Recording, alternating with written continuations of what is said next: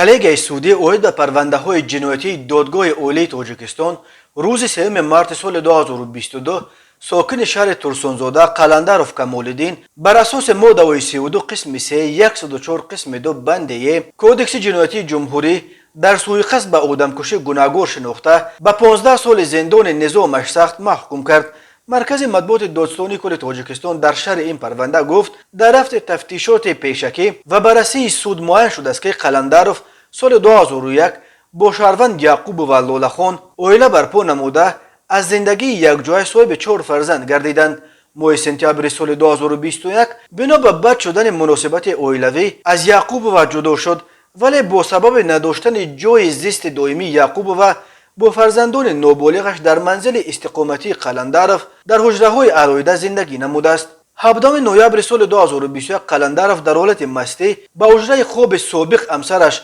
یعقوب و در آمده به او تکلیف همخوابه شدن را نموده بنابر رد نمودن خواهشش و از سخنهای همسرش اوید به با دیگر مرد علاقه داشتن به غضب آمده قصد کشتار او را نموده است. بنا به خلاصه تفتیشات و دادگاه کمالالدین قلندروف از آشخانه منزل زیستش 2 عدد کارد آشخانگی را گرفته در حضور فرزندان نابالغش به یعقوب و حمله نموده با کارت‌های در دستش بوده 6 مرتبه به قسمت قفس سینه، شکم، کمر و